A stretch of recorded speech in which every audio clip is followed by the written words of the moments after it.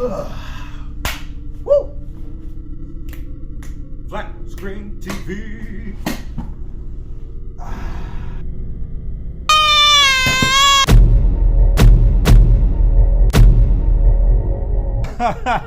Hey, come on, man. We've been over this, dog. You gotta communicate, man. You can't just pop up to places unannounced, bruh.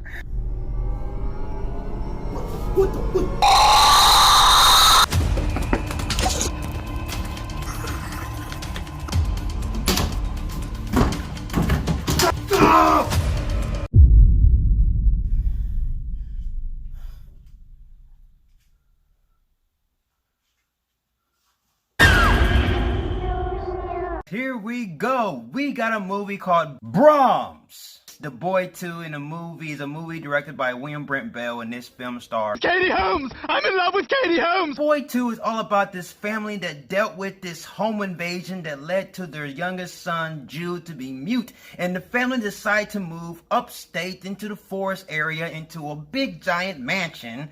Spoiler alert, it's the same mansion from the first movie, just in case you didn't know about it. And after the family got settled into their new mansion, which is technically haunted from the first movie, the boy discovered that there is a doll hidden underneath ground. And the family allowed the boy to keep the doll. And creepy things start to happen, and then we have our movie, The Boy 2. I had a long ass day. Like, I worked a 12-hour shift, and then afterwards I decided to come home and pop in the movie, The Boy, and watch that. And then after I watched The Boy, I came in and watched the second movie. And now I'm here on video doing this review. So I didn't get no sleep whatsoever. So once I post this review, I'm gonna be asleep. And after leaving out this theater, I was a little bit confused. And then here's the pros I want to talk about. The performances in this movie was pretty good. Katie Holmes did a good job with her performance. There are some times where she kind of overacted at times, but it was decent. She was good. I didn't have much problem from none of the cast members. I thought that the boy who played Jude did a good job. And also the character Jude, I did like how the boy was mute. And the way he can communicate was only writing down how he feels on paper and presenting it to his mom. And that added a little bit of a creep factor because most of the scenes was hanging out with the doll. And then that added a little bit of a creepy layer because, you know, you don't know what's he doing with the dolls. But that's about it. And that leads into the flaw in this movie.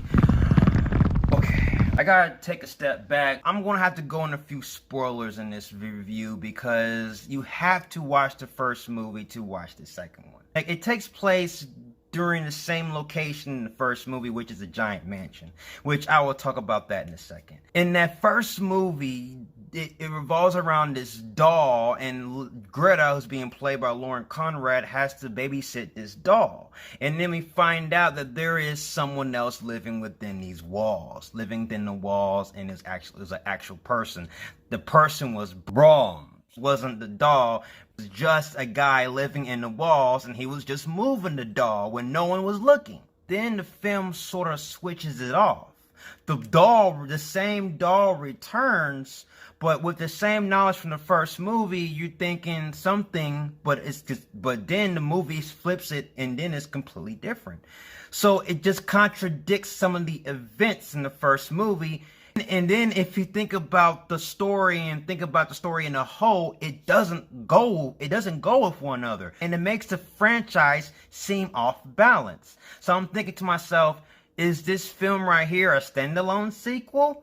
Is it a sequel reboot? There's so many questions I ask myself because in this film right here, it's different. And the only thing different quality is film that it's an actual doll. Like Annabelle, like doll. The doll is moving a lot. The doll's moving his eyes. It's like it's hopping from chair to chair. It's hopping from room to room. It's right behind you. This doll's popping tricks and willies and shit. This doll is moving around, and it's not really explaining some of the concepts and some of the rules that they presented in the first movie. They didn't really present it at all. And actually, in actuality, this film kind of negates those rules from the first movie. So I'm just like, oh, whoa.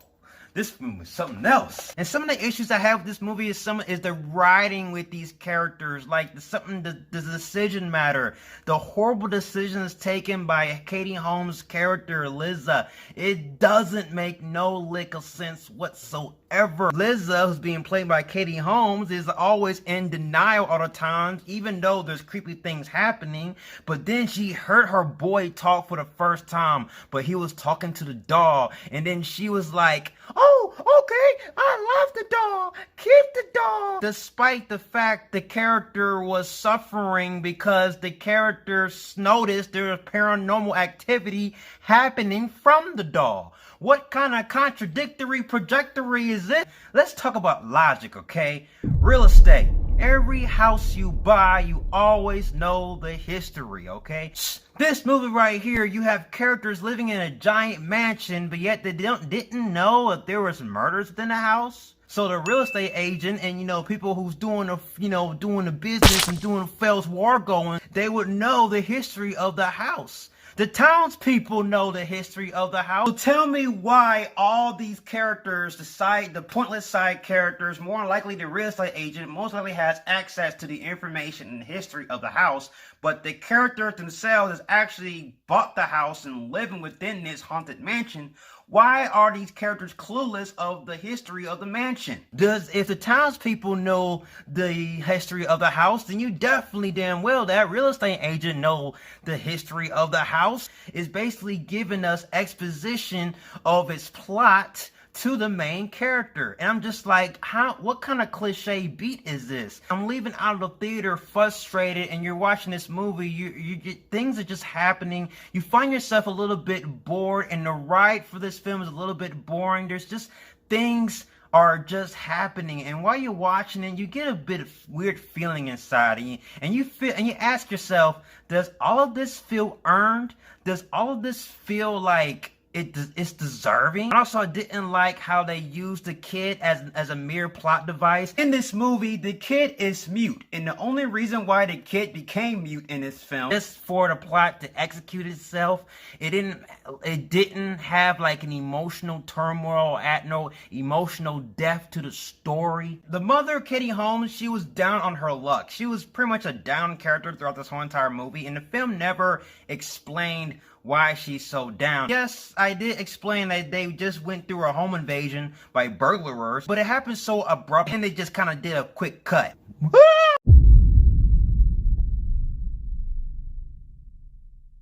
film never showed what really went down that made this character so traumatized from the home invasion. I didn't feel no emotional impact in that scene. So I gotta give Brahms, the boy to bat ass, and that title definitely gets ass. The writing definitely gets ass. It basically turns manure that's being used as fertilizer back into ass. So yes, that's my review of The Boy 2. I feel like that's the better title. Yeah, The Boy 2 is a better title.